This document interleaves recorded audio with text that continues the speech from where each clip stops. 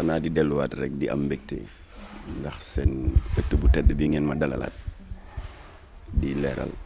TV di jiital ci nuyoo bi suma xarit suma doomu ndey Dame Dieng ndax man jàpp ma ko comme directeur u Leral dama ko jàppee comme sama mbokku talibé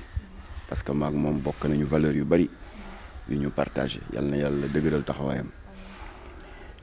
sa téléspectateur itam wax dëgg yàlla foog ñu sóoraale leen ci nuyoo bi baalu leen àq ci bés bu tedd bii ñu weesu di Aïd el Kibir di ñaan suñu borom mbooleem xeetu jaamu yàlla yu ñu ci def yàlla nañu ko suñu borom nangul te laaj ak tontu yi ñu fas yéene seq tey yàlla na ci yàlla dugal loxoom ba ñun ñëpp ñu mën ci jariñu incha allah.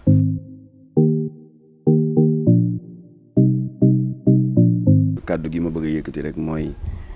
dafa am sa yenn naataangoo yu réer merew ma leen ci di dëkkal Jamra fu mu dëkkul am na ci koo xam ne ñaari yoon a ngi ma di ko gis muy bind naan Jamra ñooy kan ah ñoom ils se prennent pour les directeurs de la conscience ils se prennent pour des gendarmes de la morale ah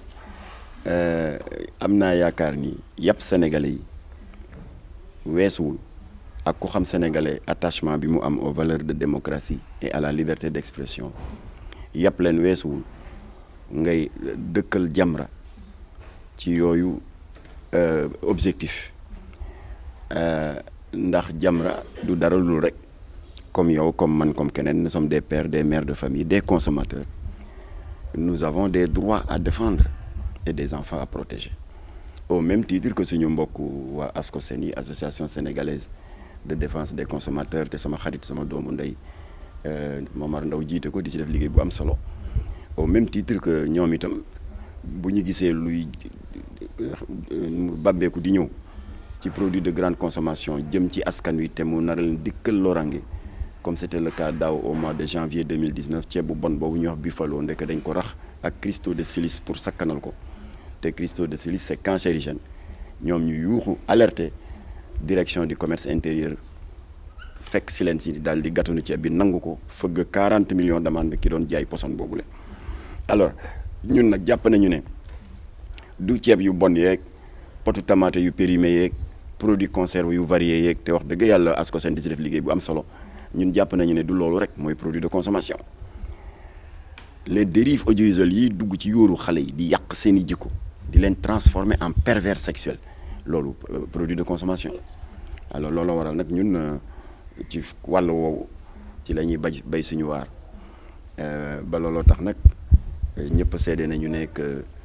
du infidèle rek lañ ko jëkkee ndax suñu jàmmarloo bu njëkk ay tubaab la ñu jàkkaarloo woon mu di directeur u Canal Horizon le 19 août 2000 moom daf fi génnoon benn production audiovisuelle boo xam ne tur yi àtte na boppam mu ngi ko tuddee woon confession érotique ñun ñu daal di def njëkk ak teraanga rek dem ñaan ko audience xamal ko ne kii dafa heurter beaucoup de famille xam nga Canal Horizon a priori yoonu kenn newu ci ndax dafa nekk une chaîne privée cryptée kon ku fayul abonnement doo seetaan waaye nag attention dafa am benn plage horaire de 18h à 20h bu ñu tuddee les heures de diffusion en clair Canal daf ko daan maye foofu lañ doon jàllale seen série pornographique boobu nga xam ne ku abonné wul mag ak ndaw de 18h à 20h mën nga cee yem. alors tubaab arrogant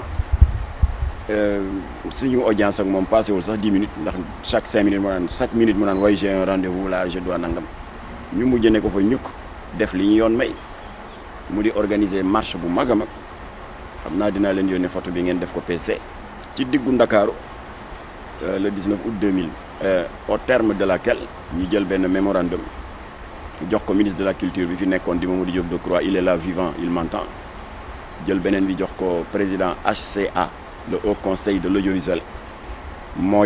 organe bi fi jiitu CNRA bi ngeen di dégg le président Babacar Kébé moo ko jiite woon ñaari kilifa yooyu nag ba ñu leen wanee ginnaaw dem après suñu marche ñoom ñu daal di gisee xool texte yi ak mission Haut Conseil de l'audiovisuel li ko yoon sant pour muy préserver suñu valeur ak di protéger les couches les plus vulnérables maanaam xale yi ci yooyu la sukkandiku daal ne ah Jamra wax na dëgg mu jox ñu raison daal di dakkal série bi fëgg 3 millions d'amende tubaab bi loolu 19 août la 2000 booba ana ñuy cëppi maîtresse d'un homme marié xanaa ay bébé yu tuuti la ñu woon di raam ak yooyu kon su acharné wu ñu contre kenn c'est une constance boo xam ne ba dérive yi commencé Jamra mosu see jóg alors yàlla dogal na nag Serigne Cheikh Tidiane Sy Al Maktoum dafa am baat bu mu wax boo xam ne daf ñu marqué te dañ ko boole ci suñuy credo suñu tableau de bord dafa ne réew bu bëggee xeex ak beneen réew ay grenade ak sànni ay bombe ki missile bombe nucléaire xewi na Cheikh Tidiane ne na li gën a gaaw pour daaneel réew màbbal ay valeur am bàyyil mag ñi bàyyil waa troisième âge bàyyil jigéen ñi na nga ciblé tout tànk yi mu daal di joxe exemple nee na gis nga baobab nu mu réyee boo yore sab semmiñ ne da nga ko bëgg a gor ak ni datt wi toll ak i banqaasam dana jël temps de nee na waaye boo jógee posone reen yi gañe nga ko alors dëkk itam boo ko bëggee daaneel posonel reenam yi muy la jeunesse alors loolu waral nag ñun nous sommes extrêmement vigilants lépp loo xam ne luy sànq xale yi la di leen transformer en pervers sexuel di yàq seen i jikko muy ci drogue beeg muy ci les séries perverses dañuy jóg pas pour tànnal mag ñi lu ñu war a xool ak lu ñu warul a xool parce que yéen taskatu xabaar yi da ngeen tàmm di wax naan les adultes sont majeurs et vaccinés kon ñun toppatoo ñu mag ñi suñu itte mooy les couches vulnérables tout tànk yi suñu borom moo ñu leen dénk amuñu droit ñun parents yi di leen abandonner à la merci des producteurs de séries perverses yi nga xam ne li leen intéressé mooy annonceurs yiy jàllale ay séries ay annonces ay publicités ci seeni séries ñu fab seeni millions def seen poche au détriment de la santé mentale et physique des enfants kon xale yi mooy suñu préoccupation alors loolu waral nag jàmmarloo yi fi xew yëpp l'an 2000 ba fii xëy na dinaa ko détaillé ci kanam ay Sen TV wala Fadjri ñoo ñëpp am na fu ñu jaar ak ñoom alors ba tey ci infidèle alors dara waral du ko rek parce que suñu souci premier c'est de protéger les enfants gisuloo li xewoon Sacré-Cœur as ndaw boo xam ne déficiente mentale yow nee nga da nga ko jiñ sàcc jàpp ko yeew ko ligoté ko néewal ko doole waaw bu dee li ngay woote dëgg la ci yow li ci war a tegu koy mooy yóbbu ko police waaye nga tëral ko foofu ci karo yi futti dënnam xaw yi suturaam en tant que jigéen toroxal ko filmer ko jàllale ko ci réseaux sociaux yi te xale yooyu ñu ngi ko doon palper ka làmb c'est des pervers sexuels pervers yooyu nag yi ñuy gis rek la ñuy def alors kon nag war nañu sellal yi ñuy présenter xale yi à travers les productions audiovisuelles alors bu ko defee infidèle ñun jël nañu li ñu yoon may comme exemple bi ma leen jox sànq ak confession érotique bu Canal c'est-à-dire dañu ne dans un état de droit boo xam ne kenn amul droit di àtteel sa bopp saisir nañu àttekat bi le gendarme de l'audiovisuel mu di CNRA alors CNRA nag dalal nañu le jeudi 6 août bi passé dalal bu yaatu parce que plus de 2 heures de temps toog nañ fa waaye ma bëgg a leeral ni combat bi wuute naag jamono maîtresse d'un homme marié daaw nga xam ne ñoom dañu doon xaw a sax kokkali parce que bii maîtresse d'un homme marié yemu ko ci weewu tànk ci ñaawteef ndax xam nga bi saa bu ma daan naqarlu mbirum maîtresse d'un homme marié langage vulgaire et pornographique bi ma daan faral di citer en exemple mooy ndaw soosu nga xam ne moroomam ma ngi koy yadd à cause de son vagabondage sexuel naan ko waaw na nga jéem a seet sa bopp ak nangam mu ne ko bàyyi ma sama lii maa ko moom ku ma neex laa koy jox xam nga naqarlu nañ ko dans toutes nos émissions waaye la xew ci infidèle c'est 10 000 fois pire te teggin mayewul ma di ko répéter fii ci seen rajo bi télé rax ci dolli dañ ci damm daraja jigéen am na benn extrait vidéo de 1 minute 2 minutes buy circuler ci réseaux sociaux yi man gis naa jigéen joo xam ne daf ko seetaan rek jooy benn as ndaw faram wala coroom doon ko bëgg a sàkku ndaw si di ko gàntal naan ko non dama nekk ci sama période dama nekk ci kii waa ji mel nii ku ciy dute ndaw si ne ko gaareel oto bi mu gaaree oto bi mu am ñàkk jom gu day ni yëkkati jupam wàcc slip bi génn ci benn coton hygiénique taqrib ak deret xoolal boobu toroxal jigéen mësul am dans le monde. Je mets au défi quiconque mën nga wër les séries les plus perverses yu américains yi canadiens yi français yi doo ci gis loolu moo tax nag ma daal di interpeller waa AJS sama xarit Ndeye Amy Sakho bi nga xam ne ñun ak moom ak Amnesty ñoo àndoon xeex pour que xale yi toroxaloon ku ndaw soosu nga xam ne xel mi matul photo ko def ko ci réseaux sociaux yi ma daal di ko interpeller ma ne ko nag dëgg yàlla ràññeeku nga ci taxawu jigéen di xeex contre la violence faite aux femmes di xeex contre toute forme de dégradation de l'image de la femme lii moom c'est le sommet ay règle jigéen nga di ko wane ci télé bi c'est le sommet maa ngi koy woowaat fii xëy dégg naa dafa tukki woon waaye bu ñëwee bu leen seetaanee yéen waa Leeral dana ko xam alors bu ñu yemoon ci yooyu sax ñu mën a wax waaye dañ ci boole dugg ci domaine u diine ji léegi série yi daaw ñu def loolu dañ daan wane ay ñaawteef di dara jàll njaaloo di def l'apologie de la fornication la promotion de l'inceste ñuy yuux rek léegi yemuñu ci doyu leen lépp pour attirer des vues ak tamit attirer des annonceurs ndax xam nga ñoom dañu am une approche très choquante mooy pour ñoom il faut choquer pour xëcc ay nit loolu ñaaw na alors domaine religieux bi ñu dugg dans le scénario dafa am as ndaw boo xam ne mu ngi solo solin bu yiw solo ni ibaadu waaye am benn séquence boo xam ne ñu ngi ko waree mu yore benn cahier caméraman bi nekk nañ la daal di ko jël en contre-plongée nga gis ci couverture cahier bi en gros plan le symbole de ralliement de la communauté LGBT mondiale muy le drapeau arc-en-ciel moo indi woon suñu xuloo ak Wally Seck ba mu ko solee ci concert ndax loolu yaa ngi jox visibilité la communauté homosexuelle mondiale ba Wally wax ne sax dootu ko sol mukk c'est fini kii daf ko génne ci séréem te série dafa am impact boo xam ne concert bi Wally Seck defoon fii ci kii allée du Centenaire amul boobu impact parce que kii dafay am un éclat sur le plan international ñaareelu tooñ bi mooy toujours cette même femme là te solu bu rafet bu yiw ci film bi dafa am benn frère bu mu bokkal ndey ak baay bu ñuy wax Rijal Baye Fall la c'est coli na mak rastam ci biir dialogue acteurs yi ak actrices yi ñuy tuumaal ndaw si ne ko yow dégg nañu ne da ngay génn ak Rijal génn waxi jeune la rek waxi jeune tey yi la génn mooy concubinage mooy nekkaale loolu inceste la ndaw soo suñuy joué loo ñaari rôle yu bon yooyu mu téye di wane visible le symbole de la communauté góor jigéen mondiale ba pare ñu di ko tuumaal ne da ngay tëdd ak sa frère bi nga bokkal ndey ak bàyyi ndaw soosu ban tour la ko réalisateur bi jox Maam Jaara te xam nga dañu nekk ci dëkk boo xam ne y a des symboles religieux fi mu ne yow boo jékki-jékki fekkewu ma sax waxtaan bi ma ñëw romb rek dégg sa benn kàddu nga naan maam faa wadda wele mais sama xel immédiatement day dem ci way juru Seydi Hadji Malick Sy su ma la rombee tamit ngay wax ba yàgg ma romb rek forbaat nga ne Maam Jaara ngay tiijaan ak laayeen ak murit ku dégg baat boobu sa xel day naan yar ci way jur bu tedd bu Cheikh Ahmadou Bamba lu tax tuddeewu ko Rihanna mbaa beneen tur loolu tam tooñ la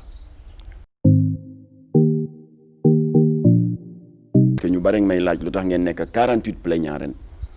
alors ce qui explique waa Touba daal di màbba si ay kilifa yu mag ñëw bokk ci signataire plainte bi bokk na ci te maa ngi koy gërëm di ko sant sëñ Bassirou Mbacké Cheikh Astou Fall di jarbaat sëriñ Muntaxa nekk sët sëm ci maam Cheikh Ibra Fall bokk na ci nu mu tuddati maam Cheikh Mbacké Khadim Awa Ba mooy président kuréel googu ñuy wax association pour servir le soufisme ak yeneen i kilifa côté Tivaouane tam am na ay muxaddam yu ñëw ku ci mel ni nu mu tuddati El Hadji Aliou Dia mooy président ONG bi ñuy wax Daaral Quran wal Ihsan bokk na ci seen naataango bi liggéey fële 7TV prédicateur religieux la ñu di ko wax Mamour Fall moom c'est le président de la convention. ñoom ñëpp ci xeex. ñoom ñëpp ñu ngi nekk ci xeex bi boo leen toppee di ko li mat nañ 48 ndax l'indignation est générale ñaawteef bi dafa général toroxal jigéen bi ci nekk ak di may doole góor jigéen yi ci nekk ñëpp la metti ak di dugg ci mbirum diine yi léegi ñëpp la metti alors léegi nag bii Serigne Bassirou Mbacké Cheikh Astou Fall excès parce que Touba la déparé àllarba pour que alxames le 6 fekk ko fi ba mu ñëwee mu ne waaw kon bisimilah maa ngi leen di déglu ma ne ko déedéet man doo fi nekk di kilifa may jiite délégation bi su ma pànk eggul foofu te yow xam naa ne jarbaatu xalifa bi nga te loo def waxtaan nga ceeg moom kon man maa ngi lay xoolee jëmm Serigne Mountakha ndax sa nijaay àqan la kon nag jiitul ma topp sa ginnaaw noonu la demee photo bi yónnee naa ko presse bi moom moo jël plainte bi le 6 ginnaaw bi ñu amee 2 tours d'horloge de discussion et de plaidoirie ak waa CNRA le conseil national de régulation de l'audiovisuel sëñ Bassirou Mbacké Cheikh Astou Fall moo jël plainte bi teg ko ci loxo président CNRA mu di Babacar Diagne alors yemuñu nag ci déposer ko rek xam nga plainte ab këyit kott la yemuñ ci loolu ndax suñu diine daf ñu jàngal baat bu tedd bi wama shahibna ila bi ma alibna nee na yow jullit bi ne témoignez que de ceux dont vous êtes sûr de science certaine maanaam loo yëkkati rek bëgg ci yëkkati kaddu wala ay tuuma na nga ut ay dalil ay firnde ay preuve yu wér nga toftal ko ci.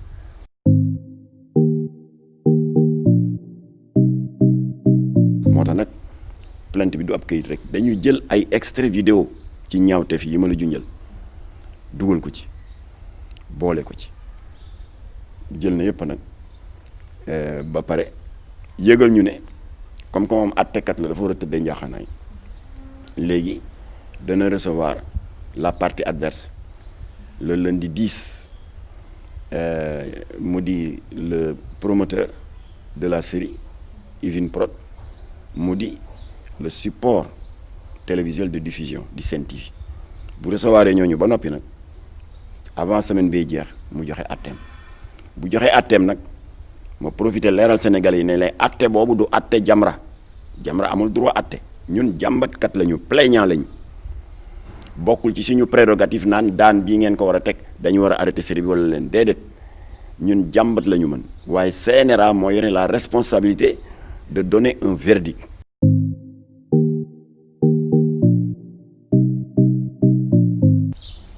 Je dis ça pour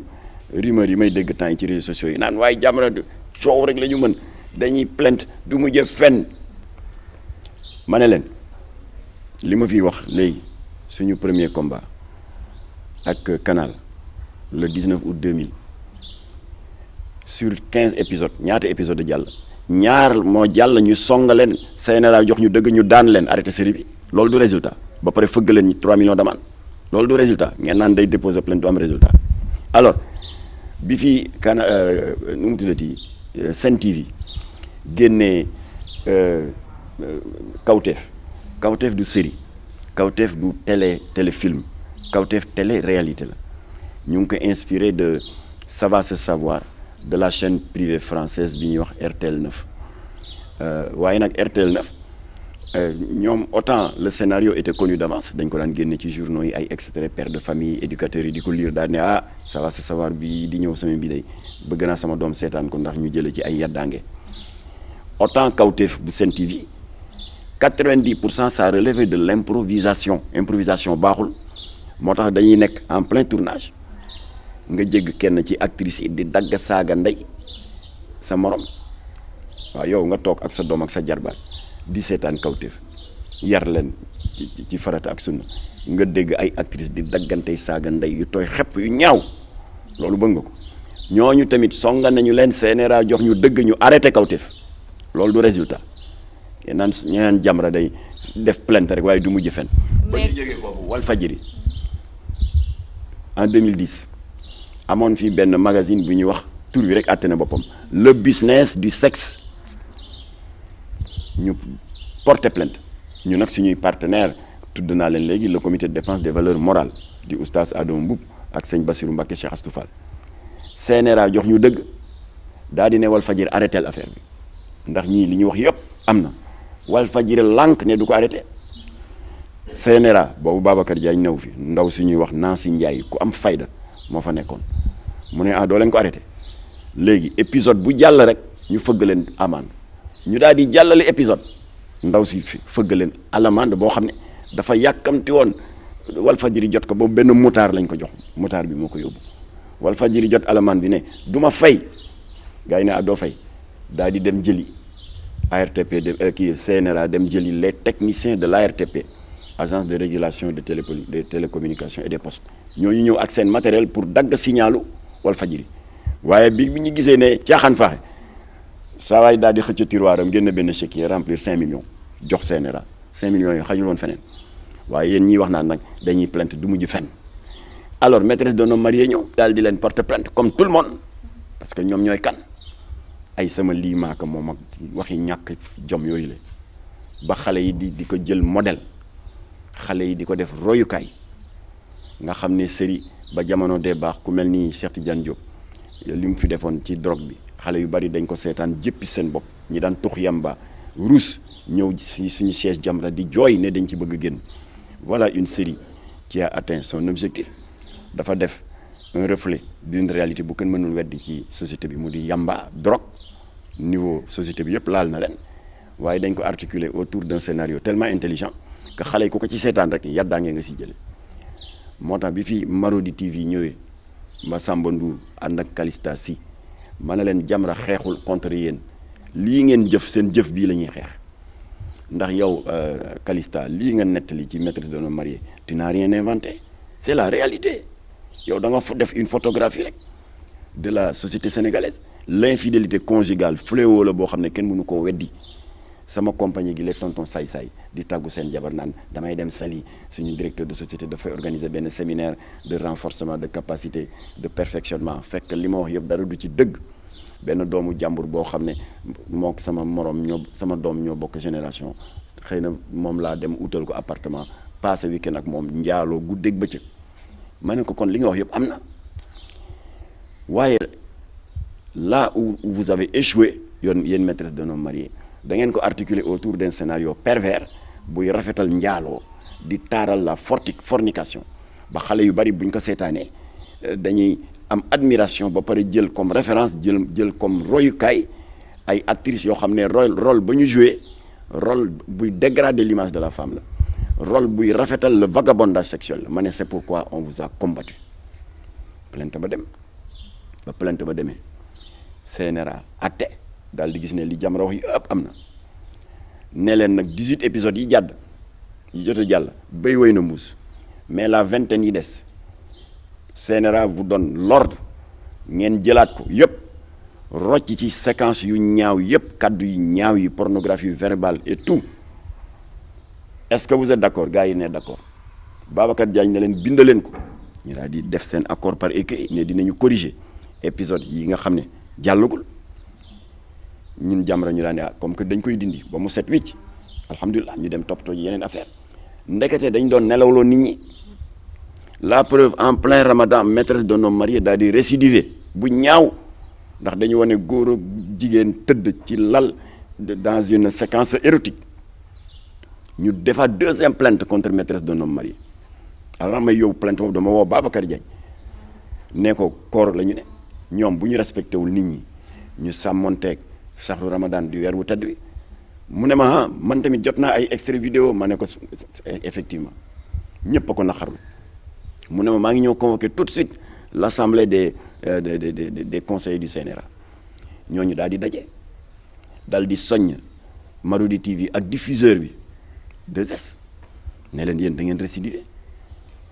te yéen a jëloon engagement par écrit yéen surtout l'organe de diffusion que léegi épisode bu ñëwati di ngeen ko yóbbu seen cabine de remontage defaat remontage pour que lu ci nekk tey Marodi fàtte ko dindi yéen 2S ngeen dindi ko yéen a jëloon boobu engagement respecté wu leen ko ci la CNRA et pas Jamra parce que ñun amuñu cette prérogative là plainte la ñu mën ci la CNRA nag jël benn daan bu ñuy wax mise en demeure lu muy tekki mooy lii nga def bu ñaaratee daan ba daloon Canal ñu arrêté confession érotique fëgg la 3 millions d'amende daan ba ñu tegoon ca Sen TV arrêté Kawtef daan ba tegu woon ci Walfadjri ñu arrêté business du sexe fëgg leen 5 millions d'amende alors Babacar Diagne ne leen kon mise en demeure bi loolu lay tekki boo leen récidiver rek sanction yi moo ciy tegu kon ci gàttal maîtresse d'un homme marié malgré ñu ngi xoggaliku ils sont en sursis bu ñu juumee di pànk ba def lu day ni tarfatal ay ni rek daan yi ma leen liimal nii dal seen kaw ndax ñoom ñooy kan bay def exception par rapport aux autres kon naka askan bi xam dañu nekk en sursis dañuy nëbb mise en demeure bi waaye man am naa copie bi dinaa ko yónnee presse bi ñu xam ne ñii ils sont en sursis bu ñu fi defee lu day ni tarfatal ay ni daan bi nga xam ne CNRA bind na ko ba noppi moom lañ leen di dóor ni ñu ko dóoree ñeneen ñi ndax gënuñ ñi ci des alors kon taxawaay boobu moo am par rapport ak infidèle kon nag ñiy wax naan plainte bu ñu déposé du am suite na ngeen def effort di suivre Jamra ci ay combat